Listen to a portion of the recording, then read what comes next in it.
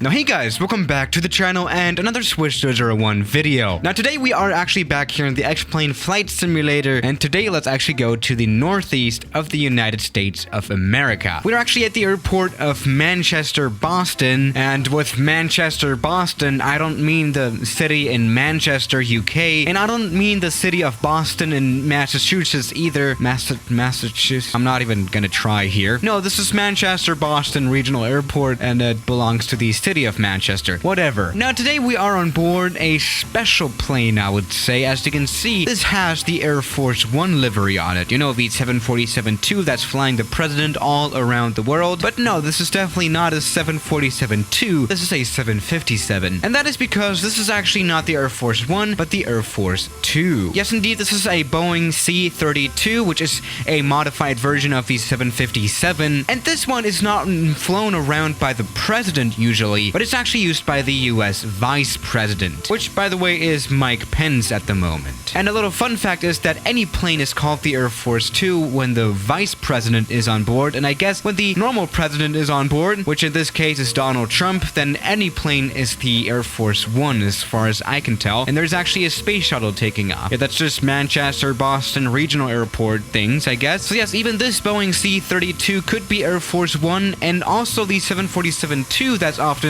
associated as the Air Force One could also be called Air Force 2, you know, just if the vice president uses it. And that was actually a really complicated explanation for quite an easy thing, but whatever. Now, of course, we are here for a reason, because on Tuesday night, something very interesting happened here. I think you might have already heard about it. Let me just show you here a clip from YouTube. Yes, after the vice president had finished his, I guess, speech at Manchester here in New Hampshire, this plane suffered a bird strike on takeoff. There you could just see it. That was not a nice one. You can have a replay of that. Thanks to MHD for actually catching this flight. That is very interesting indeed. And we have seen this video float around the internet for a while now. So I thought today we could actually simulate this flight, or emergency, I guess, having a bird strike on takeoff in the Air Force 2. Let's see what will happen to the plane. I hope that will have the same thing, you know, the same damage, because one or two birds actually got into the right engine of the 757. Let's just see how the simulator will handle this. Let's see if both engines will actually suffer from a bird strike or only the right one, because in real life only the right one was affected. But alright, let's actually just go ahead and take off first before we talk anything else. I think they took off from this runway, which is runway 17. Let's also establish evening time. There we go. This is looking nice. And here in the failures menu in the flight simulator, we can activate the bird strike on takeoff. Let's just do that. All right, let's get this plane ready for a simple takeoff here. This will be interesting indeed. I'm definitely not certified at all to fly a 757, and I don't know how to fly this plane properly either. And for some reason, something is wrong with the screens as well. All right, this plane is already partly broken. Let's hope that this would not be the case with an Air Force 2 here, if the vice president was on board. But let's just go ahead and take off first before we talk anything else. Oh, the light is hitting very nicely right now. There's just a little bit of sunlight left here, and there we go. 120 knots, 130 knots, and rotate. We are off the ground. Let's put the gear up, and I think the bird should be here.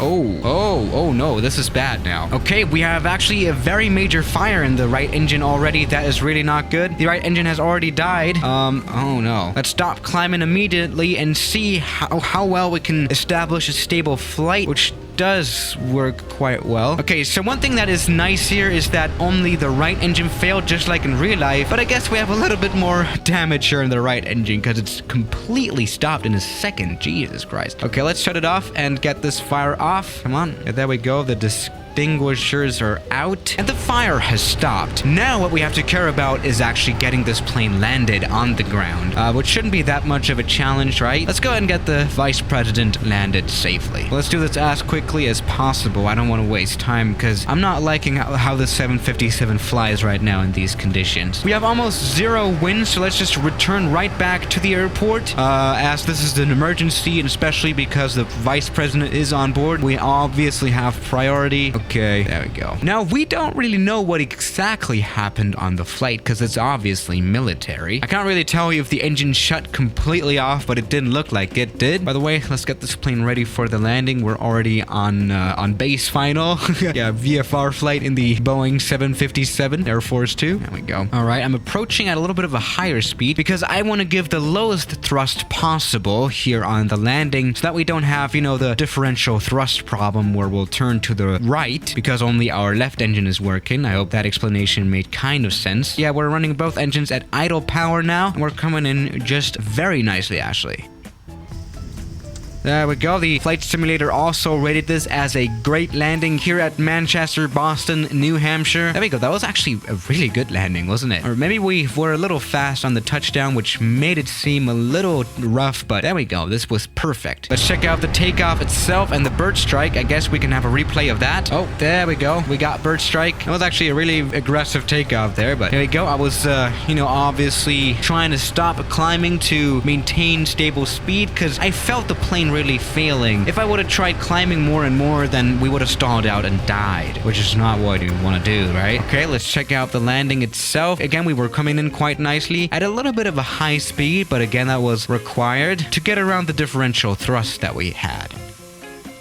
Not a lot of flare, but this was really good. No worries at all. Let's simulate this kind of emergency again, but maybe with a little bit of a different failure. Yes, what if instead of only the right engine, also the second engine would have been hit or would have been damaged by the bird strike, which is something that is really uncommon to happen. Bird strikes are actually not that uncommon, but a bird strike that damages both engines is not very common, is it? I mean, we've had that before with the Sully incident in New York, where an A320 took off from LaGuardia and ended up in the Hudson. I mean, you know, it worked apparently, so that's good. But it's not happened a lot, has it? Are both engines back again? They're not. Let's start them again. Of course, we're very lucky that everything went well here with this landing, also in real life, obviously. Actually, apparently the case was so minor that the pilots of the Air Force 2 didn't even declare an emergency at tower. They just requested to return back to the airfield, which is very interesting. I would have definitely declared an emergency to get the, you know, the whole priority, but you know, each of their own. Let's go ahead and get this plane taken off again, but now let's actually have a little bit of a different emergency, right? Well, to be quite honest, let's actually fail both engines. Oh, the space shuttle, it's definitely intercepting right now. I don't know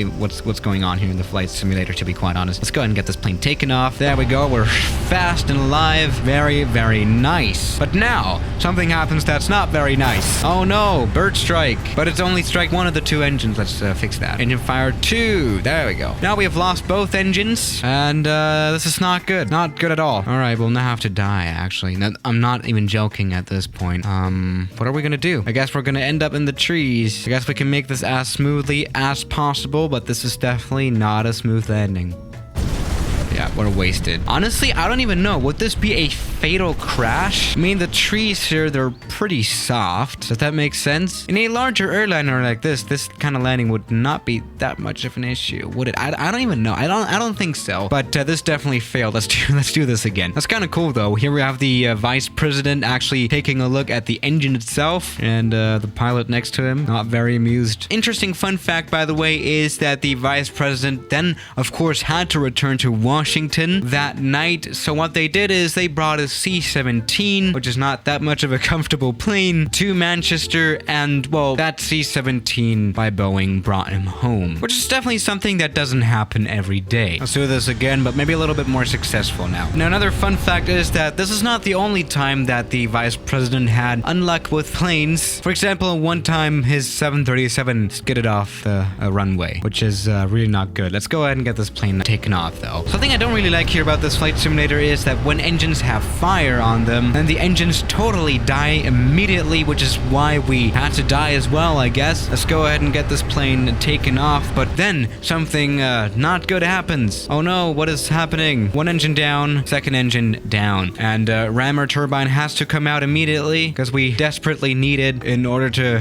have control, and we're back at it again gliding, which is not a good thing here in an airliner like this. I guess if we used some cheats and got a little bit higher, then we could have a chance of returning back to the airfield, which is what I'm going to try now. We might be a little bit too high. Okay, let's get the landing gear down, which is probably not going to happen. All right. Oh, never mind. It came down. Okay, that's good. Yeah, as you can see, you really do not want to have an engine failure at 800 feet, which luckily has never happened in an airliner either, so that's good. Okay, we have quite a lot of speed here left, so let's just make this a long landing, but all we care about is getting a safe landing, right? And getting the vice president safely on the ground, thanks to cheats.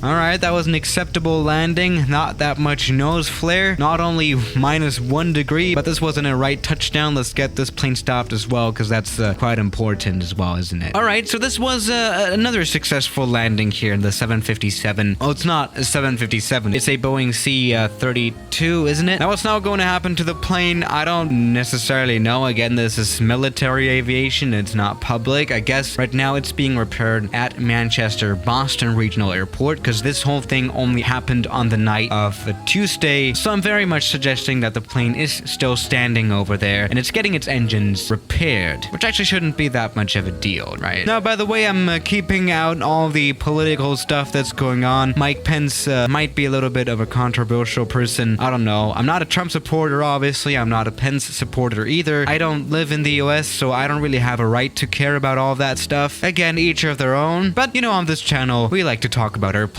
and not presidents. So yeah, guys, thank you for watching today's video, and I'll see you tomorrow. As always, good night.